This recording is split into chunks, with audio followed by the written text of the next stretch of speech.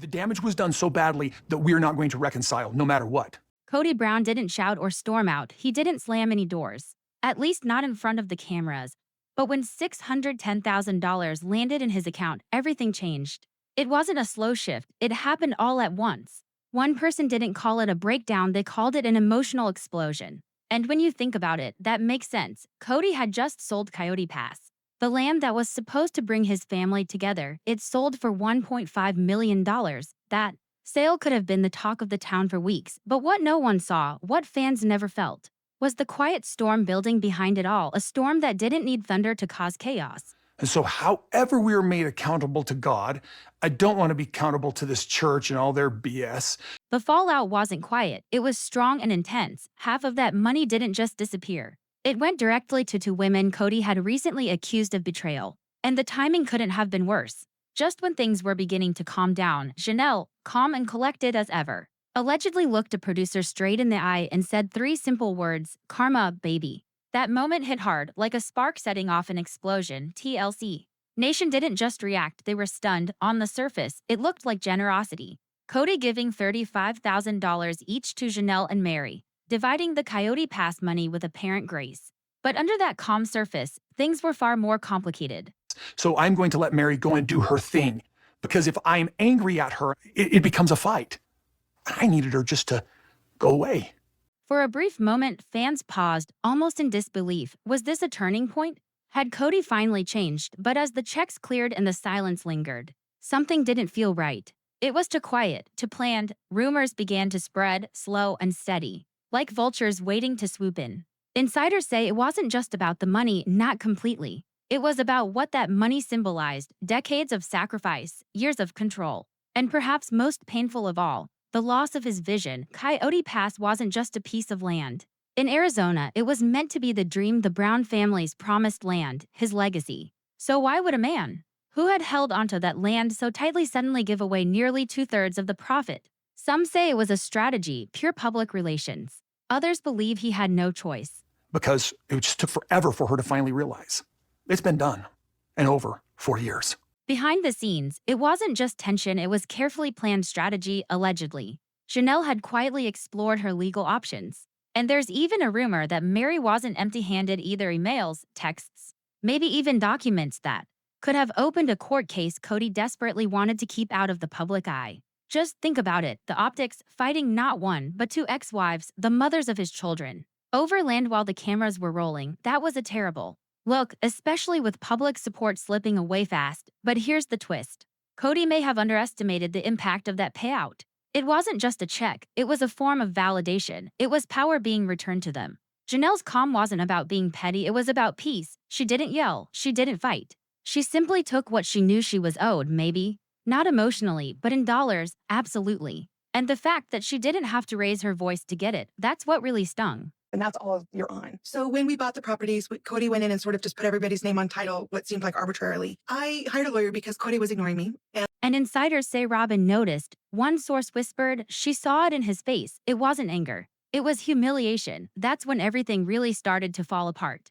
Because Coyote Pass wasn't just divided, it was completely rewritten. To understand why this matters, you need to go back to the beginning, the land, the dream. The illusion of unity, that's where Cody's desire to control the outcome began. They once called it the dream compound. Coyote Pass was meant to be the final chapter, a monument to the Brown family's legacy etched into Arizona's red rock. Cody had built that dream in his mind: grand entrances, private spaces, a place of harmony. He preached unity on camera while quietly securing 97% ownership in his name. That number alone told the whole story. For years, it was Cody's name on the deeds, Cody's word on the plans, Cody's hands on the wheel. The wives, they received whiteboard sketches and empty promises. And now, after all these years, that same man had just handed over more than $600. Zero of that dream to two women who no longer shared his home, his name, or his shield. So when he exploded as soon as the camera stopped rolling, can you really blame him? But here's what most viewers miss. I wanted to explore options for bringing a little bit of pressure for him to perform the simple, most basic human, decent thing, which is put our names on all the titles. Coyote Pass was never truly theirs, not equally, not freely, not really. From the moment it was bought, it became something much more complicated. A symbol of hope wrapped tightly in control. Cody spoke about it as if it were our land, but On paper, it was his. Janelle and Meri were expected to contribute financially, emotionally, and logistically, but when it came to ownership, they didn't hold the keys. That imbalance quietly grew over the years. Janelle, in particular, refused to stay silent. She wanted to build. She even moved into an RV, settling herself on the dry Arizona soil, hoping for progress to follow. What did she get? Silence, delays, excuses. Meanwhile, Robyn remained in her rental, stable, protected, untouched, and Cody, he bounced between guilt and control. So when the land was finally sold, insiders say Janelle wasn't just relieved, she felt vindicated. For her, this wasn't about revenge, it was about finally being heard. Behind the scenes, things began to shift as the sale neared. Sources say Janelle and Meri started consulting legal counsel quietly, not with ultimatums, but with questions. Could they challenge the ownership structure? Could years of contributions, money, labor, and sacrifice actually be acknowledged? That's when the pressure began to build. Cody knew if this went to court, family secrets would be exposed. The optics would be devastating and he wouldn't survive them. So, allegedly, he picked up the phone not to fight, but to fold, reluctantly but strategically. He dressed the payout as a generous gesture, $35,000 to each woman, but insiders claim it was more about containment than kindness.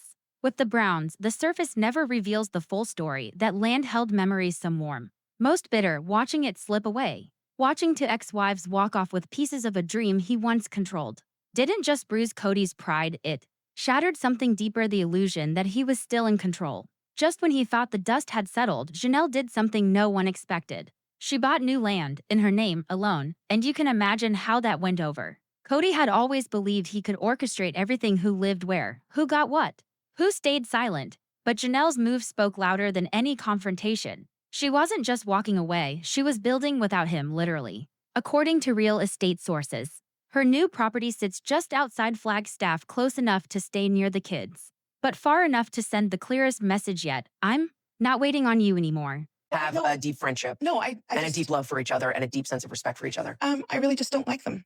I don't want to know them. I don't want to be friends with them. I just don't like them. Insiders say that's when Cody finally cracked, not over the land, not even over the money, but something much more threatening: a shift in power. For years, Cody had been the one in control. Every major decision had his signature on it, but now here were Janelle and Meri not just cashing out, but planting roots elsewhere, doing it all without asking him for anything. One crew member claimed that after the sale, Cody stormed into a closed room, launching into what they called a full-on monologue. He raged that they were ungrateful, that he had given them too much, and that Robyn was the only one who ever truly supported him. His words spilled out anger, shame, regret, as if they had been building for years. But if he expected sympathy, he didn't get it. It only got worse. Soon after, Meri posted a cryptic quote about choosing peace over pretending. Then came Janelle's now iconic moment, caught on camera but never aired, sipping her coffee and calmly saying, "Karma, baby." When asked about the $610,000 windfall, it wasn't smug.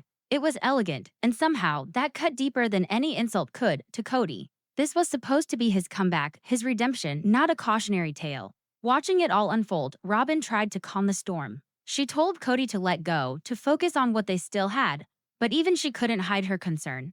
The dream she had clung to of a Brown family estate, children raising their own on that Arizona land, was now just dust gone. She really believed they'd build there, one source said. Now there's nothing left to build on.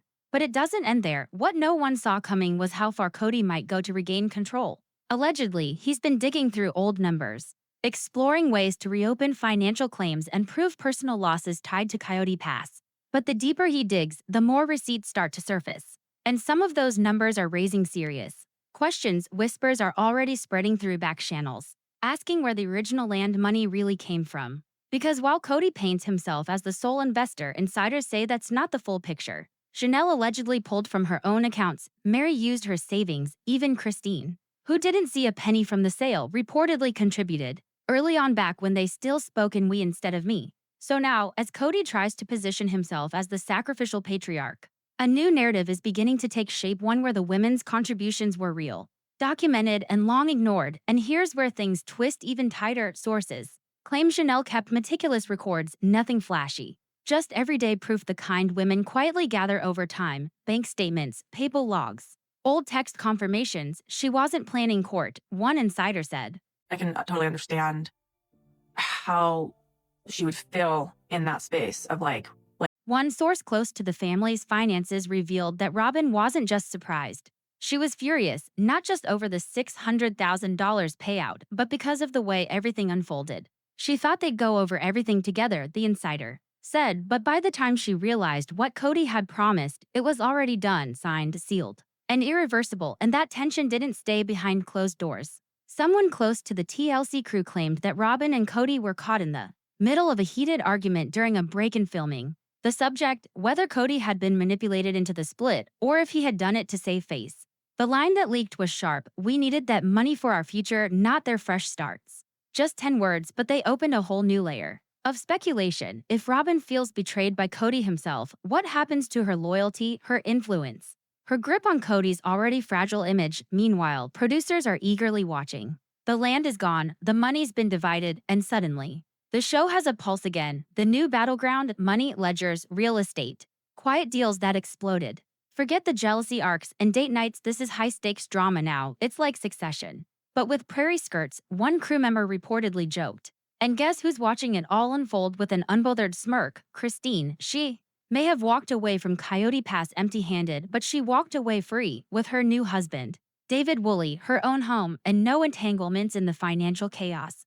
Christine has become the one everyone turns to. Sources say both Meri and Janelle now rely on her, personally, emotionally, and maybe even strategically. She's even joked about writing a book with them. One insider shared, not a tell-all, but a survival guide: how to leave, how to rebuild, how to reclaim your name. And while Cody fumes and Robyn seethes, fans are rallying behind the women like never before. Social media is ablaze. Cheers for Janelle's independence, side-eyes at Robyn's complaints. And one question is rising louder than the rest: if $600,000 is just the tip of the iceberg, what else is hidden beneath it? Whispers say what's buried could be bigger than anyone imagined. Years ago, when the first investments were made in Coyote Pass, contributions weren't always equal. Some came from show bonuses, others from joint accounts that weren't truly shared, and now, with the spotlight burning brighter than ever, those behind-the-scenes deals are starting to heat up. If Janelle goes public with her side, one source warned, there will be receipts no one saw coming. We're talking emails, transfers, time-stamped confirmations, evidence that could cause Cody's narrative to collapse in real time. And fans, they're already in detective mode, cross-referencing old episodes, pulling public records, listening for contradictions in background audio. The dominant theory? Cody never intended to split the profits, not until he was cornered by legal pressure, public image, and ironically, Christine's absence. Because here's the twist: Christine didn't get a dime from the Coyote Pass sale. Not because she didn't contribute, but because by the time Cody sold it, she was already gone. And that, reportedly, haunts him. Sources say Cody's been bringing her up constantly, telling Robyn he should have handled things differently, that she's the reason it's all falling apart. If she had stayed, he allegedly said, none of this would be happening. But Christine didn't stay, she left, and she made it work without him. Now, one by one, the other women are following her blueprint. Even Meri, long seen as the most hesitant to break ranks, is shifting after years of chasing scraps of affection. She's now sitting on $35,000 and, more importantly, full control of her bed and breakfast. Fans are calling it the Meri era: new outfits, bolder posts, fewer apologies. She's done chasing validation. One family friend shared, she got her payout, she got her peace. Meanwhile, Cody's left spinning, trying to understand what just happened. Maybe he thought it was noble, a gesture to appear fair, a move to save face. But now, everyone around him sees it for what it truly was: a loss of control. The money's gone, the land's gone, the unity, a memory, and Robyn, his last remaining ally? She's no longer looking smug, she's looking shaken, because if Cody's empire can collapse over this, insiders say the next domino might already be wobbling. And it could come in the form of one word: legal. Whispers around Flagstaff suggest that Cody has been quietly asking questions, searching for a way to undo what's already been done. There are even rumors that he consulted a lawyer to see if he could frame the Coyote Pass payout as a mistake, possibly claiming he was misled, but that opens a dangerous door. If he starts to suggest he was tricked, what exactly did he sign? And more importantly, does he truly believe Janelle and Meri managed to deceive him? It's a risky move, especially with two women who've made it clear they're no longer afraid to stand up for themselves. The reality is simple: Cody might have handed over the money, but Janelle and Meri walked away with something far more powerful: control over their own story. Take Janelle, for example. She remains calm, centered, and quiet, not bitter, not loud. She didn't rant or accuse, she simply took what she was owed and moved on. And when she dropped that now iconic line, "Karma, baby," it wasn't an act of pettiness. It was perfectly timed, a cool exhale of freedom. She didn't need to name names. Her piece spoke volumes. Then there's Meri. For so long, she waited. For a call, for a change, for something to shift, and now, she's done waiting. Her energy has shifted, it's sharper, lighter. She's traveling, running her business, and embracing her new chapter with that $35,000 cushion she earned. One fan nailed it perfectly. She gave decades, he gave up. Now she's giving herself a chance. Meanwhile, Christine watches it all unfold, the first to leave, the first to rebuild, now in her new marriage to David Woolley. She's glowing, both literally and metaphorically. She didn't get a dime from the sale, but she got something much more valuable, her freedom. As one producer put it, Christine saw the writing on the land. Everyone else had to wait for it to be sold, but while the women rise, Cody and Robyn seemed to be unraveling. The payout wasn't just about money. It was the final blow to Cody's control over the family. For years, Robyn was the queen of the castle, but now, that castle's collapsing. Reddit threads are blunt about it. Cody didn't just give away the land, he gave away his power. And for a man who built his life on control, that kind of loss cuts deep. Robyn, once vocal, is now oddly silent, and fans are noticing. The woman who once wept over broken Christmases and unity now has little to say about the biggest split yet. Insiders say she's trying to stay behind the scenes, holding things together, but one source says she couldn't keep it in. In a recent confessional, Robyn allegedly broke down, saying, "I thought we'd all grow old there. I thought that land would bring us back together. Instead, it tore them apart." Once the checks cleared and Janelle and Meri officially cut ties, not just emotionally, but financially, it was like a door slammed shut. And for Robyn, that slam might have been the loudest. Sources say she's now pushing Cody harder than ever to reclaim the narrative, with more filming, more interviews, and more opportunities to win back public sympathy. But sympathy is running thin. The audience has shifted. What once felt like a family drama now seems more like a cautionary tale. Viewers are tired of the tears, the manipulation, and the endless spinning. Robyn's emotional appeals don't land like they used to. Behind the scenes, TLC producers are treading lightly.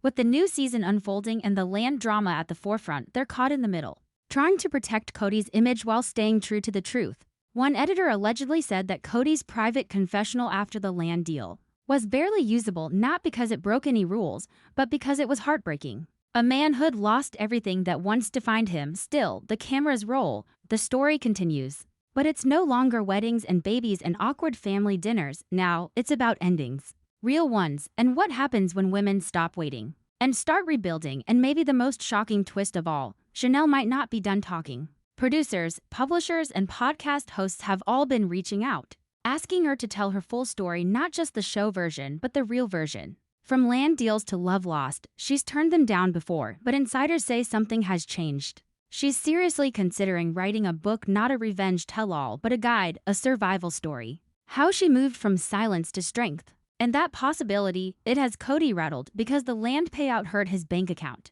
But a book, that could hurt his image hard. Over the years, Cody carefully shaped his public persona, presenting himself as misunderstood rather than manipulative. But if Janelle steps forward with receipts, timelines, and the truth, that carefully crafted facade could crumble, and she may not be alone. There's talk that Meri has kept journals, detailed ones, while she's never been one to stir the pot. Those journals could become more than just memories. One source whispered there's talk of a joint book, Janelle, Meri, and Christine, 3 voices, one blueprint, how to break free, how to rebuild. If that happens, it won't just be a hit, it will be a reckoning, because these women, they've become symbols, not of polygamy, but of perseverance. They represent every woman who gave everything and finally chose themselves. Meanwhile, Cody is left grasping for something to hold on to, and rumor has it, he's got a plan. A new business venture. Not real estate, not family counseling, but a men's empowerment retreat. Yes, you heard that right. Sources say he's pitching a healing space for men navigating divorce, fatherhood, and media betrayal. The irony, it's thick. While the women are out there thriving, buying land, building legacies, Cody wants to teach men how to lead. Again, one former crew member summed it up, he wants to teach men how to lead families. But whose family is he leading now? And that's the haunting truth beneath it all. While Cody chases reinvention, the women he once controlled have already arrived. Christine is married, Janelle owns her land, Meri is in her power. Social media tells the story best, with side-by-sides of the women smiling and grounded, while Cody looks more lost with every passing day. The narrative has changed, the center has shifted. The control is gone, and here's what really matters. This isn't just drama, it's transformation. What started as a messy split has become something much more, a rebirth, a revolution. They didn't yell, they didn't scheme. They just walked away with what they were owed and never looked back. So now, we turn the question over to you. Does Cody regret the land sale or losing control? And if the women speak out, would you want to hear it? Hit that like button, subscribe, and stick around. The next chapter is just one click away and you won't want to miss it.